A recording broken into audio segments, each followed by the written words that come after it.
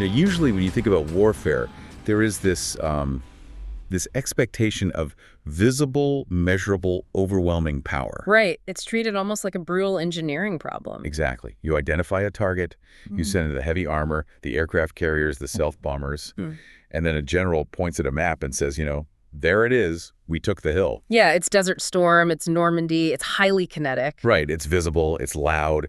And the metrics for success are usually incredibly obvious, like territory gained, infrastructure destroyed, conventional armies defeated. But today, we want you to imagine a completely different landscape. We do.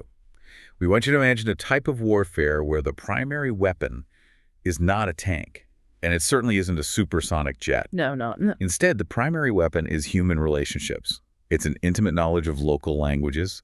It's the painstaking construction of shadow networks operating entirely out of sight, sometimes over the course of years or even decades. And while that might sound like, I don't know, the chaotic, improvised plot of a Hollywood espionage thriller, the reality is entirely different. Oh, completely different. What's truly fascinating is that this shadow world isn't improvised at all.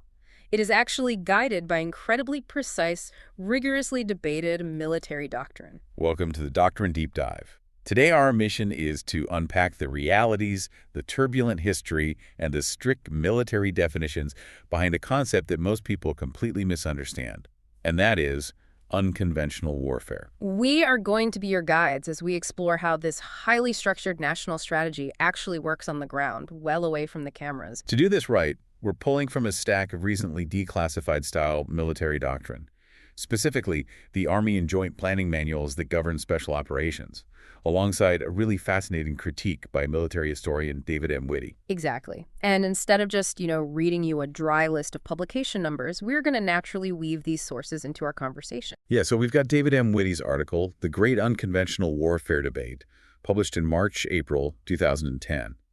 And it reads almost like a historical drama about a military identity crisis. It really does. Then we're pulling heavily from current doctrine, specifically the Army Techniques Publication 3-05.1 on unconventional warfare at the Combined Joint Special Operations Task Force level from April 2000 to UWDWG. We also have the unit-level playbook, which is Field Manual 3-05, titled Army Special Operations from June 2025. Right.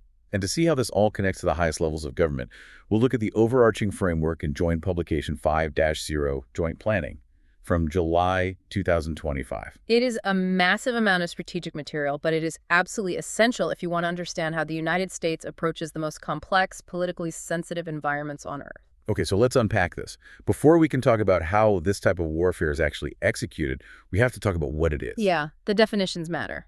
They do. And here's where it gets really interesting, because as David M. Witty points out, the military itself completely struggled to define this term for decades. They really did. You would think that a military as structured and, bureaucratic as the United States Armed Forces would have a locked-in definition for one of its core competencies. Right. You'd assume it was carved in stone somewhere. But Witty points out that between 1955 and 2009, the military went through 10 different doctrinally approved definitions for unconventional warfare. Wait, 10 definitions. Think about that for a second. If a corporation changes its mission statement 10 times, it usually means nobody in the boardroom actually knows what the company does anymore. Yeah, exactly. So why was it so impossibly hard to pin down? Well, the global environment was constantly changing, right? And the practitioners on the ground were trying to adapt the definition to fit whatever conflict they found themselves fighting at the time. Oh, that makes sense. Witty explains that the Special Forces community essentially fractured into 3 distinct historical schools of thought regarding what unconventional warfare actually meant. The first group was known as the traditionalists. Right, the traditionalists. They looked back to the absolute origins of the Special Forces, back to the World War II era. Exactly, the days of the Office of Strategic Services supporting the French resistance against Nazi occupation. For the traditionalists, unconventional warfare had a very narrow, very specific meaning. It meant exclusively supporting an indigenous resistance movement against a foreign occupation or a hostile government. That was it. If you weren't actively building a guerrilla force to overthrow a state government or kick out an occupier, you are not doing unconventional warfare. But then the world got significantly more complicated. It always does. Right. The Cold War ended, the Soviet Union collapsed, and suddenly we started seeing the rise of non-state actors, terrorist networks, and complex counterinsurgencies in places where the concept of a hostile government was really blurry. And that brings us to the second school of thought, which Witty calls the methodologists. The methodologists. So what was their angle? Well, they argued that the traditionalist view was just a relic of World War II. They believed unconventional warfare shouldn't be defined by the target, meaning the hostile government, but rather by the method used to fight. Okay. Their argument was that unconventional warfare is defined simply by working by, with, or through indigenous forces, regardless of who the enemy actually is. So wait, if I'm understanding the methodologists correctly, if a special forces team deploys to a friendly nation and they partner with a local tribal militia to hunt down a non-state terrorist group hiding in the mountains, that counts as unconventional warfare simply because they are using local surrogate forces. That's right. They believed that the methodology of using indigenous proxies was the defining characteristic. They wanted the definition to be flexible enough to apply to modern conflicts, where the enemy was often a stateless, decentralized network rather than a conventional occupying army in uniform. And then you have the third group, the universalists. And reading Witty's description of them honestly made me laugh a little bit. It is pretty extreme. It is, because their perspective seems incredibly, almost dangerously broad. Yeah, the universalists basically believed that almost anything special forces did was considered unconventional warfare. If a special forces unit deployed anywhere to do almost anything, it fell under that umbrella. Just a massive catch-all term. Exactly. It became this catch-all for any special operation. And Witty notes that around the turn of the century, this overly broad view gained a massive amount of traction within the military bureaucracy. But wait, I have to push back on that. On behalf of anyone listening who is tracking this logically, if everything is unconventional warfare, then nothing is unconventional warfare. That is the exact problem. Right. If the words mean everything, they effectively mean nothing at all. How do you fund, train, or equip a highly specialized force if the definition of their primary job is literally whatever we happen to be doing today? How do you build a training pipeline for that? You don't. And that's exactly why Witty argues this was a crisis, that ambiguity was causing real operational and bureaucratic nightmares. Planners at the strategic level didn't understand what capabilities they were actually asking for when they requested special forces. And the politicians probably didn't understand what they were authorizing either. Precisely. So this brings us to a major turning point. In April 2009, a special unconventional warfare definition working group was convened at the John F. Kennedy Special Warfare Center and School. I am just picturing a room full of very serious, highly decorated military strategists locked in a conference room for days, fiercely debating grammar, syntax, and comma placement. That is essentially what happened, yes. They had representatives from across the military, academia, and the policy world, and their goal was to finally lock in a precise, restrictive definition that everyone had to follow. And what they produced, which was officially approved in June 2009, was actually a hard return to the traditionalist roots. It was. Let me read the exact definition they agreed on, because every single word here carries immense legal and strategic weight. Go for it. They define unconventional warfare as activities conducted to enable a resistance movement or insurgency to coerce, disrupt, or overthrow a government or occupying power by operating through or with an underground auxiliary and guerrilla force in a denied area. Okay, that is the gold standard now. And let's isolate the crucial part of that definition. Yeah. The target must be a government or occupying power. Yes. So I want to challenge this on behalf of the listener because this feels like a massive hair-splitting distinction. It's a critical distinction, though. But if the definition specifically says it targets a government or an occupying power, does that mean fighting a non-state terrorist network alongside a friendly host nation isn't actually unconventional warfare? Yes. That is exactly what it means. If you are partnered with a recognized friendly government to help them defeat a non-state insurgency or a terrorist network within their own borders, you are not conducting unconventional warfare. You're doing something else entirely. Right. You are conducting foreign internal defense, or perhaps counterterrorism, but you are definitively not conducting unconventional warfare. So why does this specific distinction matter so much? I mean, to the average person watching the news, it just looks like American troops working with local fighters in a dusty terrain either way. Yeah. Why lock a bunch of generals in a room to argue about the semantics? It matters immensely because at the highest levels of government, words dictate legal authorities, massive funding streams, and international law. The legal side. Exactly. If the United States government authorizes unconventional warfare, they are legally authorizing activities explicitly designed to overthrow or coerce a sovereign state or disrupt an occupying power. That is a massive geopolitical decision. It's basically an act of war against a state. It is. It carries massive diplomatic risks and requires different legal authorities, often covert authorities, from the President of the United States. On the other hand, simply helping an ally secure their own borders, which is foreign internal defense, is a defensive act. It is cooperative. Wow. Okay, I see. So if military planners confuse unconventional warfare with foreign internal defense, they risk violating international law, deploying the completely wrong type of forces with the wrong training, and fundamentally misunderstanding the strategic objective. That makes perfect sense when you frame it that way. Unconventional warfare is inherently offensive against a state structure, whereas foreign internal defense is defensive, protecting a state structure. Precisely. Okay, so now that we know exactly what it is, how does the military actually build a resistance from the ground up? How do they construct this massive shadow network in a hostile country? To understand the mechanics of that, we have to transition to the Army Techniques Publication 3-05.1. This manual provides the literal blueprint for how a resistance is structured. The actual anatomy of it. Right.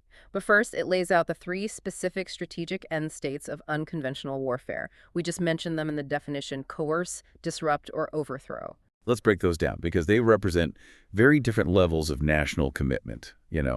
Coercion, disruption, and overthrow aren't just synonyms. They are entirely different campaigns. Absolutely. Coercion is essentially forcing a hostile state to do something it would rather not do, or stop doing something it is currently doing. Can you give an example of that? Sure. Let's say a hostile nation is massing troops on the border of an American ally. You might support an internal resistance movement inside that hostile nation just enough to create a massive headache for their government. So they get distracted. Exactly. Suddenly, they have to pull their troops away from the conventional border to deal with their own internal security. You aren't trying to destroy the government. You are just coercing their behavior by applying internal pressure. Then there's disruption.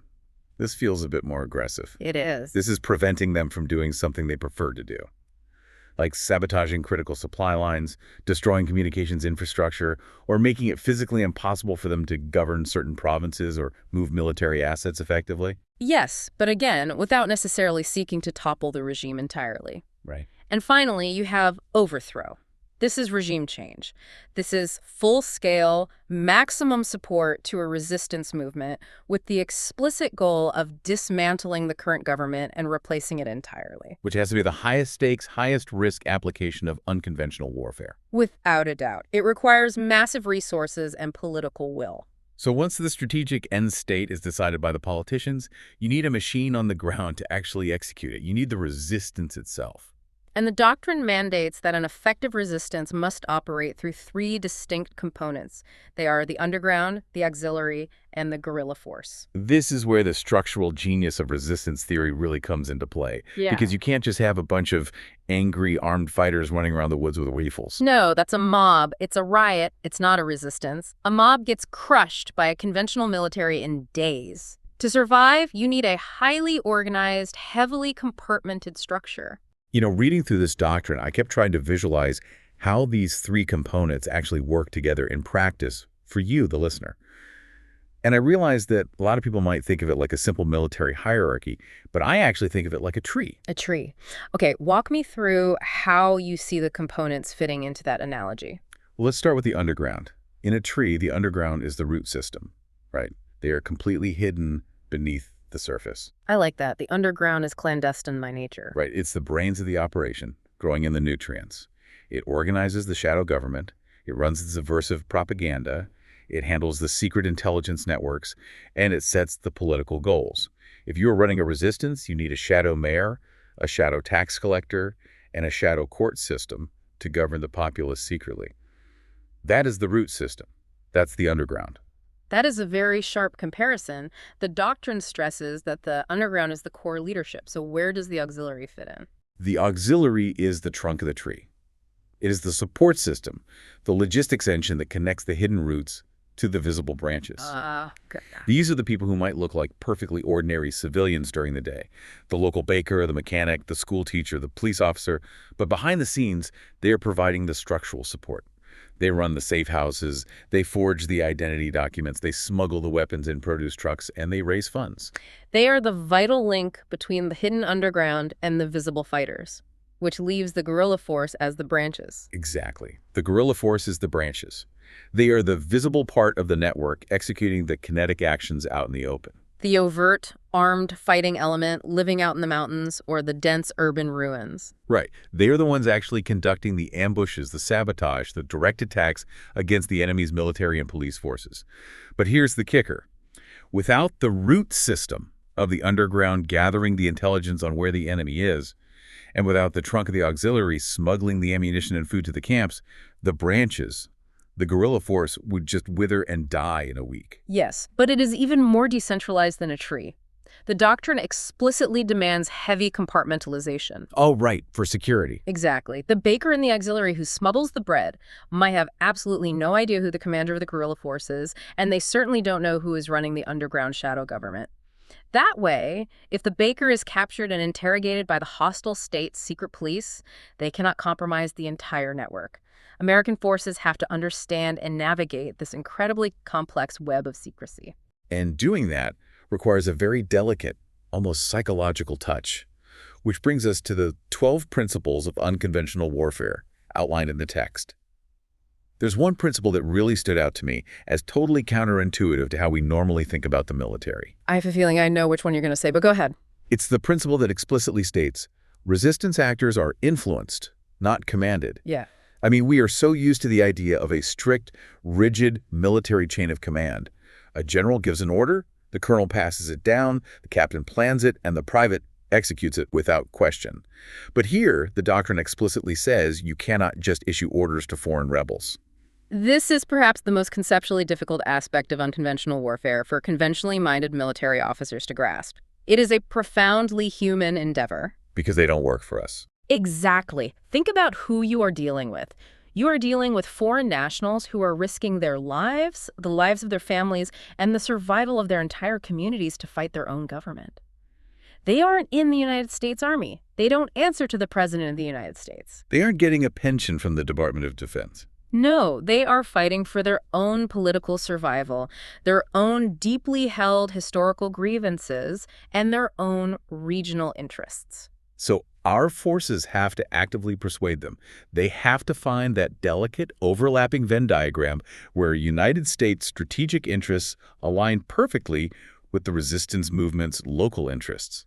And if those interests diverge, the United States has no real authority. Precisely. The United States provides the training, the advanced weapons, the satellite intelligence, and maybe the close air support, but the actual leverage comes entirely through influence, rapport, and mutual trust. It's all about relationship building. It is. If an American commander aggressively demands that a local guerrilla leader launch a frontal assault on a heavily fortified police station, and that guerrilla leader thinks the attack is suicidal for his people, the guerrilla leader will simply say no. Or worse, he might turn his weapons on the Americans. That is a very real risk. The entire partnership relies on constant negotiation. It is diplomacy in the most extreme, lethal environment imaginable. Which is a perfect transition to our next section, because to pull off a mission requiring this level of diplomatic tact, cultural understanding, and deadly tactical skill, you cannot just send in a regular infantry battalion. You need a very specific, highly unusual type of soldier. This brings us to Field Manual 3-05, Army Special Operations. This manual introduces us to the core unit of execution for these massive, complex campaigns, the Special Forces Operational Detachment Alpha. The 12-person powerhouse. Exactly. We're talking about 12 highly specialized individuals who are expected to covertly infiltrate a denied area, meaning enemy territory, link up with a foreign resistance movement that might be deeply suspicious of them, and essentially build, train, and advise an entire rebel army from scratch. Let's break down the actual characteristics of these teams, because the field manual highlights several required traits, and they go far, far beyond just being physically fit and good in a firefight. The first two are advanced technical and tactical expertise, and regional expertise. The technical and tactical expertise means every single member of that 12-person team is an absolute master of their specific military occupational specialty, but they are also deeply cross-trained. Like what kind of specialties? Well, you have weapons sergeants who know the ballistics, maintenance, and employment of virtually every foreign weapon system on Earth, from Soviet-era machine guns to modern anti-tank missiles. You have medical sergeants who aren't just medics. They can perform field trauma surgery, amputations, and manage long-term community health in a dirt floor clinic. Oh, wow. You have engineering sergeants who can build a functioning bridge out of local materials or calculate the exact amount of explosives needed to drop an enemy's concrete bridge. And you have communications sergeants who can establish encrypted data uplinks from a remote mountain cave using improvised antennas. And the regional expertise means they aren't just parachuting in blind. They aren't tourists. They speak the language. Fluently. The entire assessment and selection process for these forces focuses heavily on language acquisition, cultural awareness, and emotional intelligence.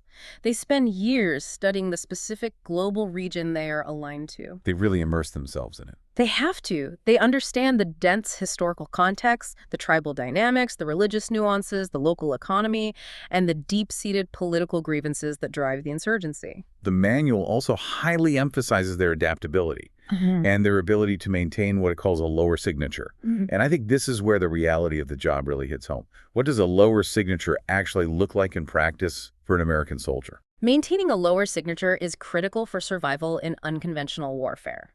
A conventional armored brigade has a massive signature. It's incredibly loud, it's highly visible on satellite imagery, it requires massive logistics trains of fuel and food, and it leaves a huge physical footprint. You can see it coming from miles away. Exactly. A 12-person operational detachment alpha operates entirely discreetly.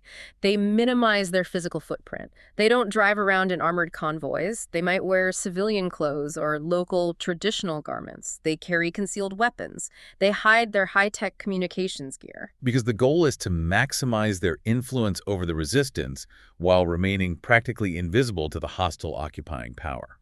Right, and the manual shows how they apply these unique skills across what doctrine calls the competition continuum, which is divided into competition, crisis, and armed conflict. I think it's crucial for you listening right now to understand what these soldiers are doing right now, today, during peacetime, which the military refers to as competition, because they aren't just sitting around. No, during peacetime or competition, they certainly aren't sitting in a barracks waiting for a war to start. They are forward deployed globally. They are actively conducting civil reconnaissance. So they are out there learning the physical and human terrain. Most importantly, they are building generational relationships with local populations, allied forces, and potential future surrogates.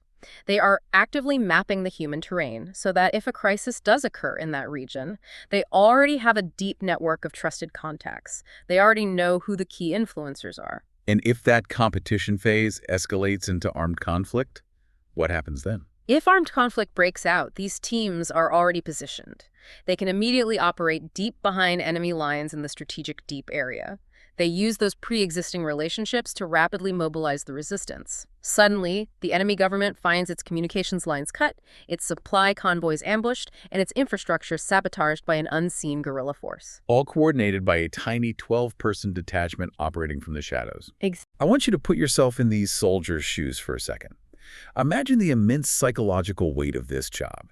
How do you balance being a highly lethal military force with the absolute necessity to blend in and be a diplomat? It's a very difficult balance. You have to learn obscure local dialects, sit on the floor and drink tea with village elders for hours, navigate incredibly complex tribal rivalries where both sides might be trying to manipulate you, and listen to centuries-old historical grievances. All while knowing that one cultural misstep, one wrong translation, or one display of typical American arrogance couldn't just get your 12-person team killed. It could accidentally spark a larger regional war or destroy a decade of covert planning. Right. It requires a level of maturity, political acumen, and operational patience that is rarely associated with the stereotype of a traditional combat soldier. They have to be diplomats in body armor. They have to be comfortable with ambiguity. But here is where the scale of all this shifts drastically. Because a 12-person team is incredibly capable, yes, but they cannot overthrow a sovereign government on their own. They are just the tip of the spear. Right. But what is driving the spear? because the stakes of these operations are incredibly high, potentially altering the balance of global power.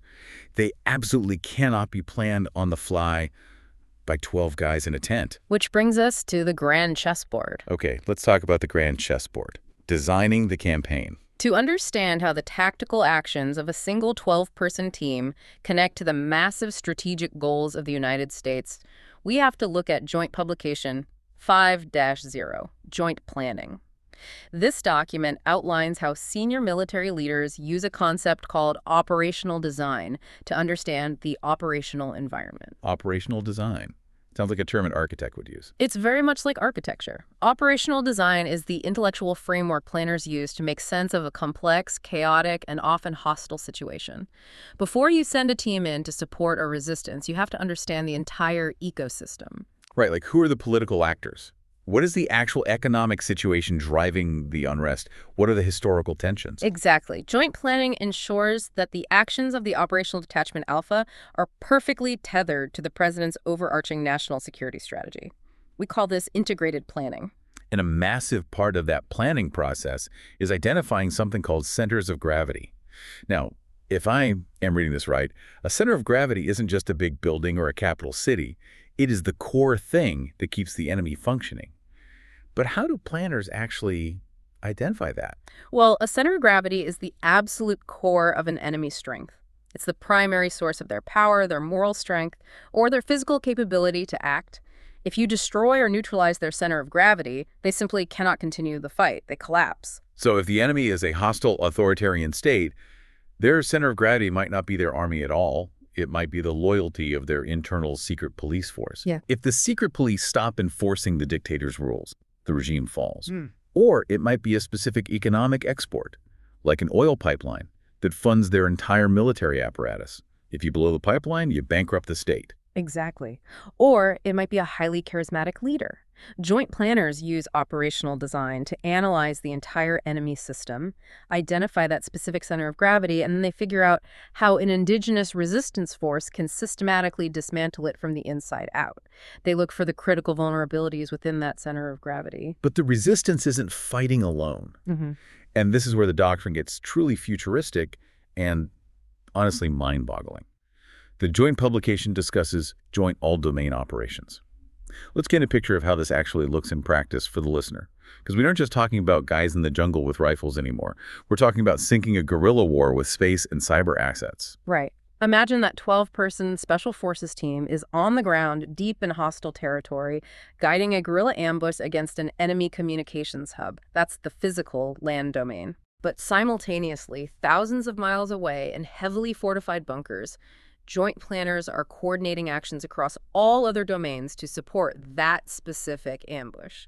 Wait, so while the guerrilla force is physically attacking the building with explosives and rifles, United States Cyber Command might be simultaneously launching a cyberspace operation to shut down the enemy's regional power grid so the base goes dark. Exactly. And at that exact same moment, Space Command is repositioning or utilizing satellites to ensure the Special Forces team has uninterrupted communications while simultaneously blinding the enemy's access to their own GPS signals. Unbelievable. Furthermore, aviation assets operating in the electromagnetic spectrum might be actively jamming enemy radar and radio frequencies so the base commander can't call for reinforcements. It is a massive, synchronized orchestra. The 12-person team is the soloist on the stage, the most visible element, but there is an entire global symphony of diplomatic, informational, military, and economic instruments playing right behind them. And that is why integrated planning is so incredibly crucial.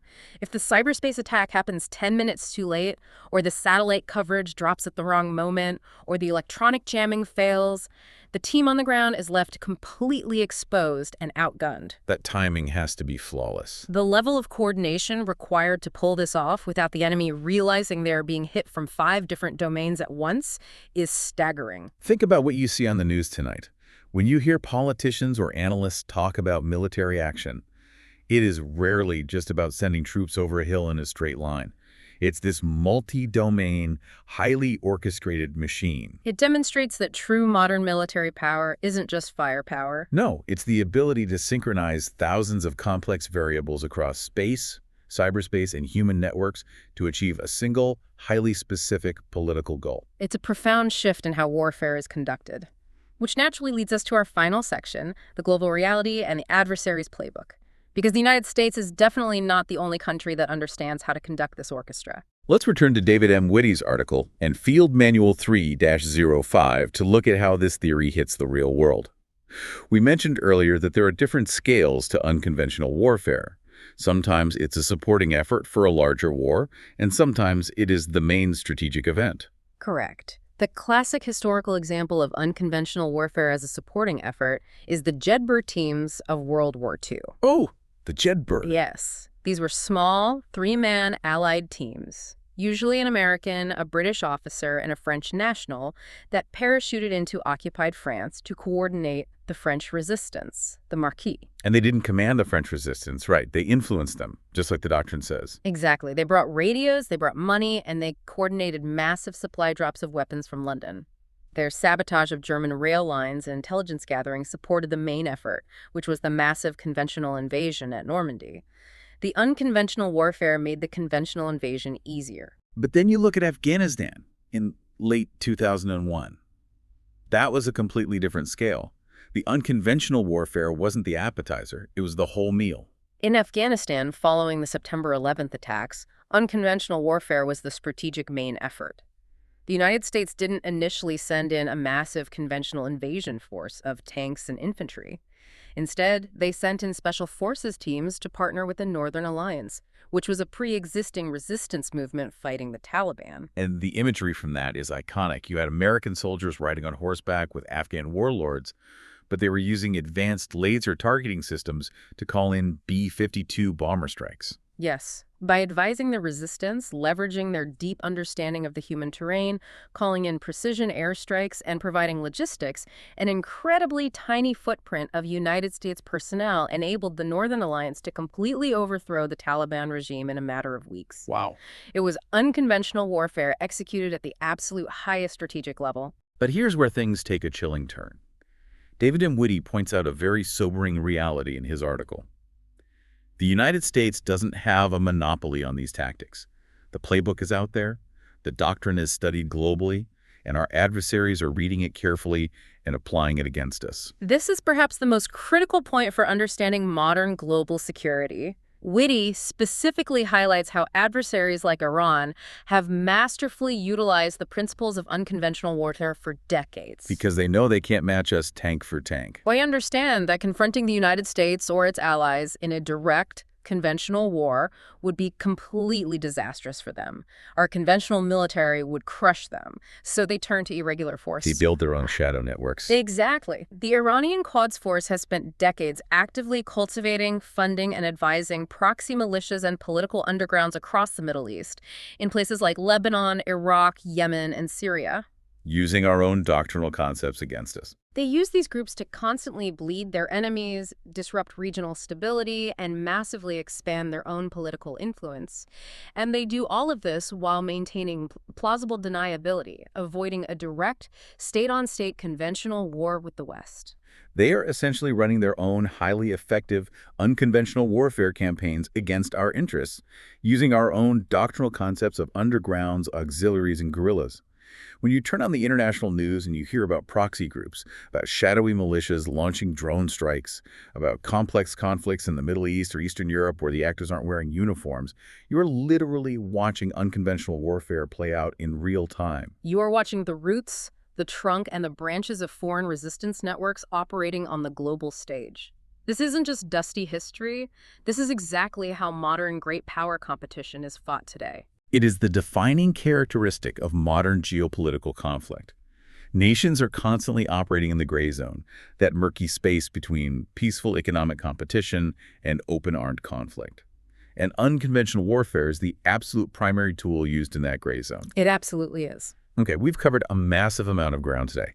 Let's take a breath and briefly recap the journey we've been on. We started by exploring the decades-long identity crisis of the military, unpacking how it took 10 different definitions to finally agree that unconventional warfare strictly means enabling a resistance to coerce, disrupt, or overthrow a government or occupying power, and how that differs legally and practically from foreign internal defense. Then we looked at the anatomy of that resistance moving past simple hierarchies to see it as a shadow political campaign, featuring the hidden, clandestine core of the underground, the structural logistics of the auxiliary, and the striking overt force of the guerrillas. We examine the practitioners, the 12-person Special Forces Operational Detachment Alpha, who must blend lethal capability with intense regional expertise, maintaining a lower signature while navigating complex human terrain to influence, rather than command, foreign fighters. And finally, we zoomed out to the grand chessboard, seeing how joint planning uses operational design to identify centers of gravity,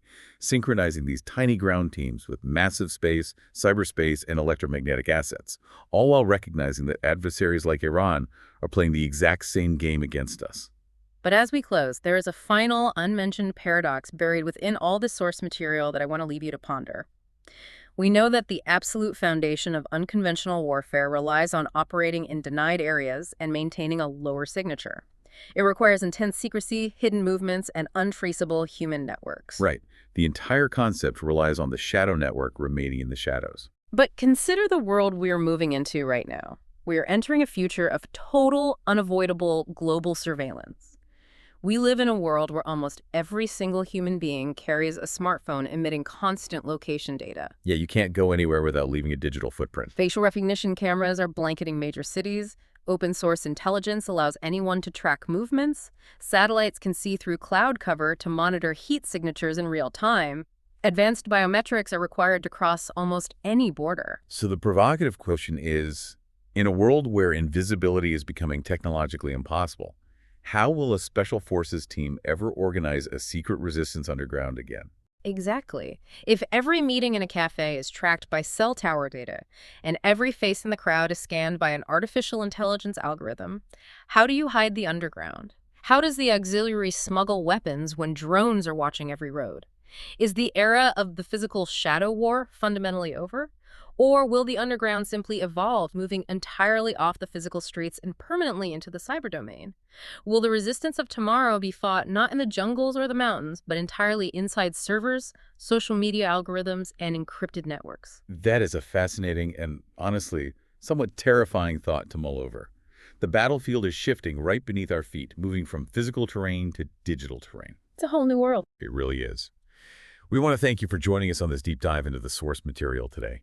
We hope this exploration has given you a completely new lens through which to view global conflicts.